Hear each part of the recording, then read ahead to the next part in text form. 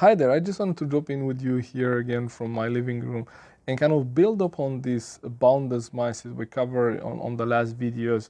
So if you watch that, you kind of, you got some different perspective on what is a scarcity mindset and what is that, a boundless mindset that we want to develop. And one of the characteristics of someone that has that scarcity mindset is the way they approach new relationships and people. And that they start with suspecting people and their intentions. And that was something that I also suffered from, because in the post-communist Romania, we didn't have role models in our lives to show us that the way you got ahead in Romania was that if you can take advantage of other people, that was the role model that I saw. And I was thinking, okay, well, if my experience that when I brought food from home into our, when we were in college, what happens is that if you don't guard your food and if you're, do not watch your fridge, if you even have a fridge, right?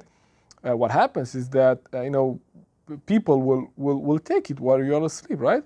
So we bring food from home, and if what you do, you eat it in the first 2 days, because if it lasts more than that, most other people will finish their food by Tuesday, right? So if anyone had food after Tuesday, they will be taking it. They will be taking away from you and eating.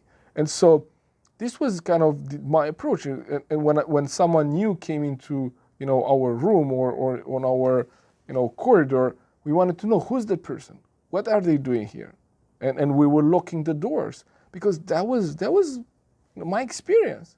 And since that was my experience, then when I started to build a career, and I hold on to information.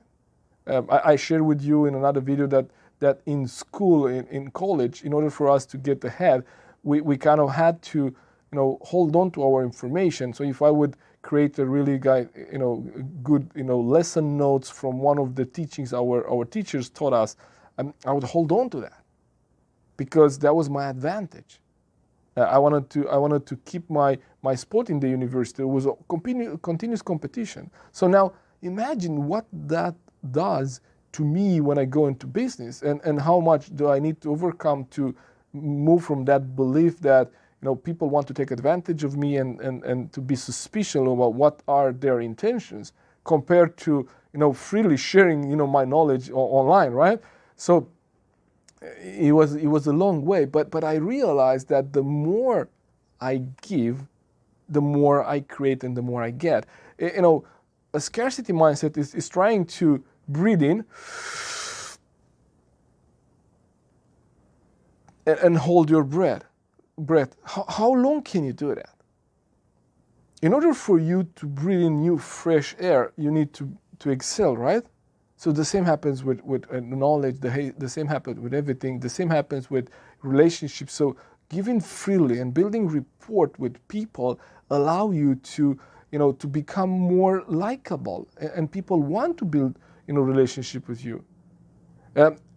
You don't lose your love if you share love with other people. The only way to become loved by other people is to first show love.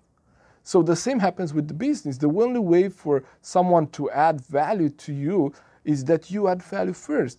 And you remember Zig Ziglar said that if you help enough other people get what they want, they will help you get what you want. You don't have to worry about getting what you want. So have that in mind. When it comes to mindset and this abundance mindset, assume that people have the best intentions, and you would see that they have. Or you could assume that people have the worst intentions and they want to take advantage of you, and you would prove yourself right as well. So actually, it's your choice. You get to choose. Take care. Speak soon. I look forward to seeing you in the next video.